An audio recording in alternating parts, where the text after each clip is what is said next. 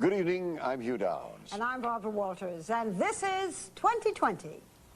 From ABC News, around the world and into your home, the stories that touch your life. With Hugh Downs and Barbara Walters. This is 2020. It's a Pearl Harbor anniversary story you probably won't see anywhere else. The intriguing possibility that in launching a sneak attack, Japan did to us what we might well have done to them. Tonight you'll hear the details of a secret plan approved at the highest levels of the U.S. government. With the approach of the 50th anniversary of Pearl Harbor, America has been getting a refresher course on the attack. We're reminded that in the fall of 1941, relations between the U.S. and Japan had steadily deteriorated. But untold is that the United States itself was plotting a secret effort against the Japanese. And now, as Stone Phillips shows us, the old story has a new chapter. It was Sunday afternoon in New York, and many Americans were cozied up to the radio, listening to an exciting football game. He's up to the 25, and now he's hit and hit hard about the 27-yard line. Bruiser Kennard made the tackle. We interrupt this broadcast to bring you this important bulletin from the United Press. Flash, Washington. The White House announces Japanese attack on Pearl Harbor. It was news that stunned the nation. Yesterday, December 7th, 1941,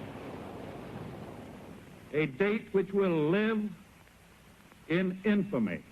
Now, when most Americans think of Pearl Harbor, they remember how badly the U.S. was blindsided by Japan's naked and unprovoked aggression. How we were literally caught dead in the water, virtual sitting ducks. But what most Americans don't know, and what President Roosevelt never disclosed, is that America had its own secret plan to bomb Japan first. This plan, signed and approved by FDR himself on July 23, 1941, nearly 5 months before Pearl Harbor. I certainly didn't know that there were plans for strategic bombing of Japan before Pearl Harbor. Are historians generally familiar or aware I don't of think this? so. I've read, I've looked in some of the standard histories of this period, and I have not found any reference to this at all. So I think this is new. This eye-opening document was actually declassified around 1970, but incredibly, it remained buried here at the National Archives in Washington, D.C. for decades. The plans are laid out in black and white, the planes that were to be used, their targets, and it proves that the official story of America's entry into World War II was by no means the whole story, and that from someone who was there. No one knew about the bombing plans. That was secret. All the supplies were secret. I mean, what we were sending was not a matter of public knowledge. Our story begins with a romantic chapter out of military lore, well known to the American public. It is the story of the Flying Tigers and their famous shark-toothed P-40s. Also known as the American Volunteer Group, or AVG, they were a small group of daring U.S. flyers, led by this fighter ace named Claire Chennault. They were known as mercenaries, hired by China before Pearl Harbor to help fight off the brutal Japanese invaders. Look, Captain Jim, looky, wham, wham! Termites. Flying Tiger Charlie Mott. The Japanese were the bad guys, no question about it. And your mission was to take them on? Yes, yes. Their primary objective was to protect China's only lifeline, this winding supply route known as the Burma Road. Certainly, order of priority was one, seize control of the air over China. Keep China in the war. Skip Adair's job was to find the volunteer pilots.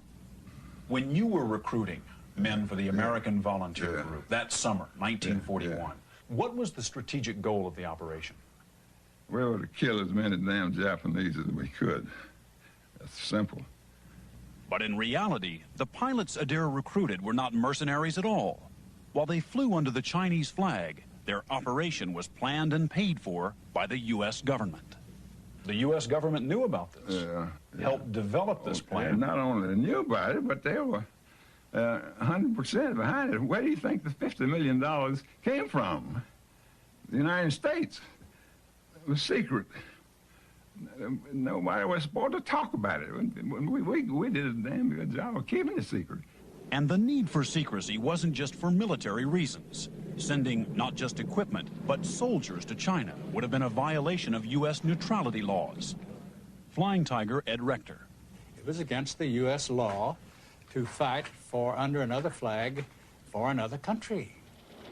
But what most Americans will be startled to hear, and what is the subject of this report, is that the United States, long before Pearl Harbor, had secret plans for a second American volunteer group with a much more daring mission. Flying Tiger Dick Rossi. There was a second group, which would be a bomber group, and the third group would be another fighter group.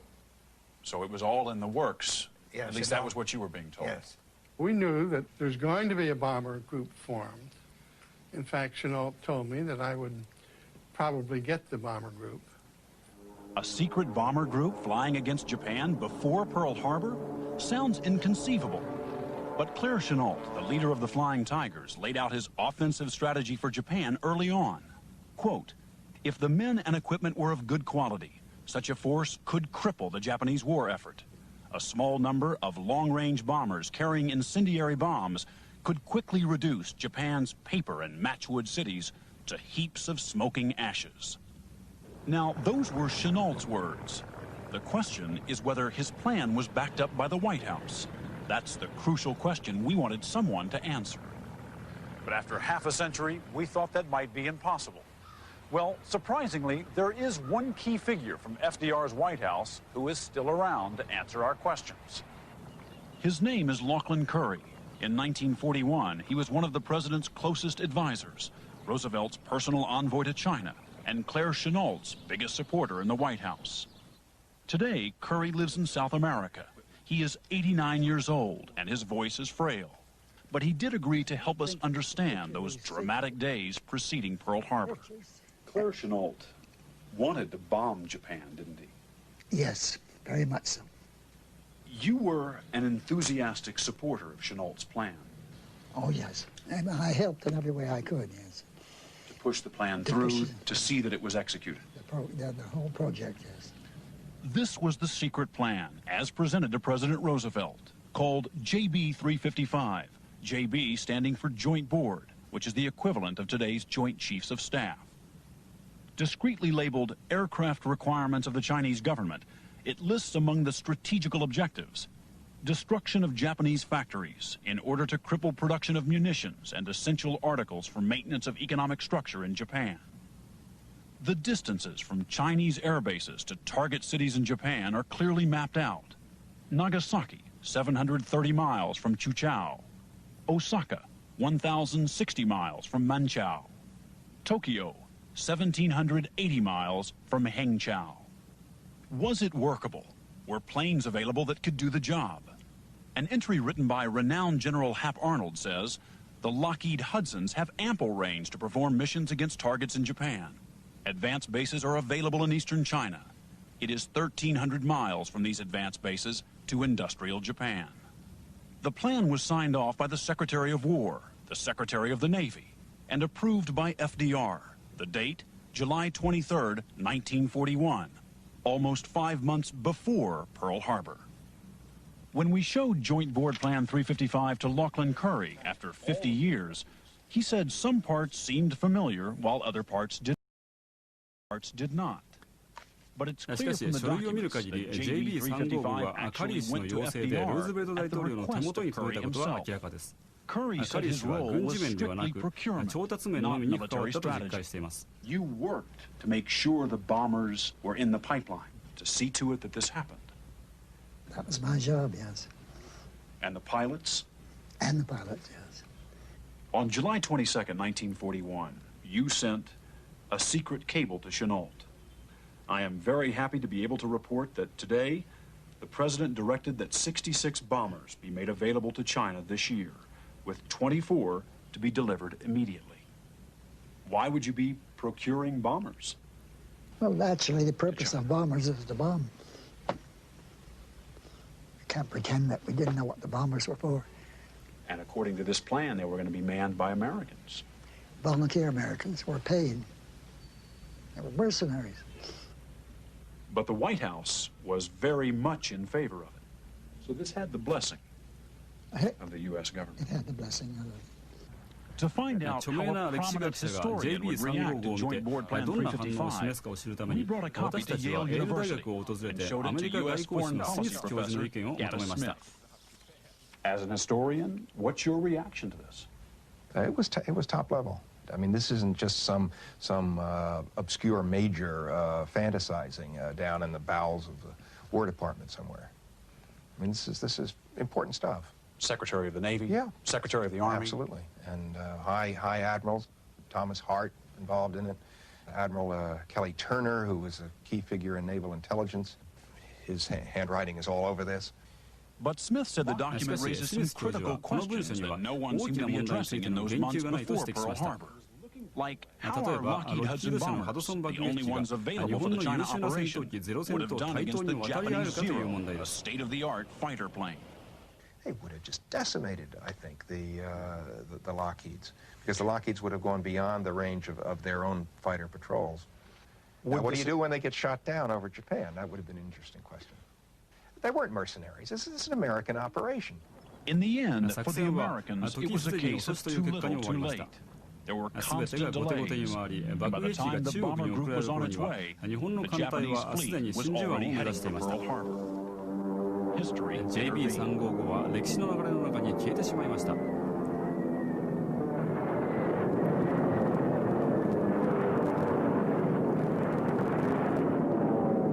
Historians have speculated for decades about whether FDR was deliberately trying to bait and maneuver the Japanese into striking first, as a way to force America into a war he believed was inevitable, but much of the country wanted to avoid.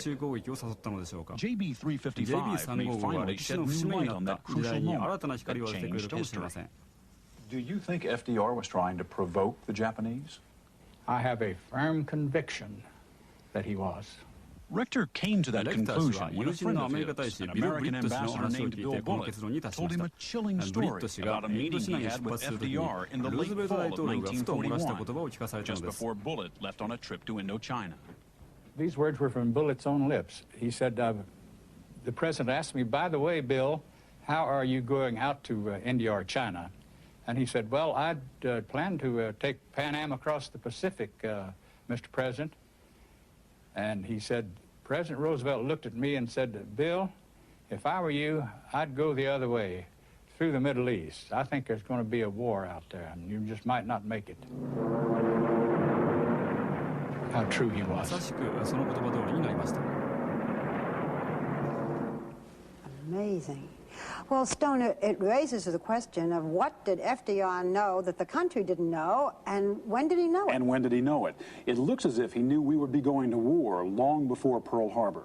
Barbara, on July 25th, 1941, 5 months before Pearl Harbor, we know that FDR signed a crippling oil embargo against the Japanese. We now know that just 2 days before that is when he signed this secret volunteer bombing operation against the Japanese. He knew war was inevitable, and he was willing to go on the offensive. Well, does this mean that the Japanese then bombed us at Pearl Harbor, you know, getting us before we got them? They knew about this? Well, they clearly knew about the American volunteer group, at least the first phase of it. There were Japanese surveillance flights that had spotted the pilots in China. There were Japanese radio broadcasts that talked about it. Did they know about the bombing operation? We don't know. But Pearl Harbor was probably not a tit for tat for this operation, because that operation had been in the planning for months as well. And here it is 50 years later, and we are still learning new things about that event. Thank you, Stone.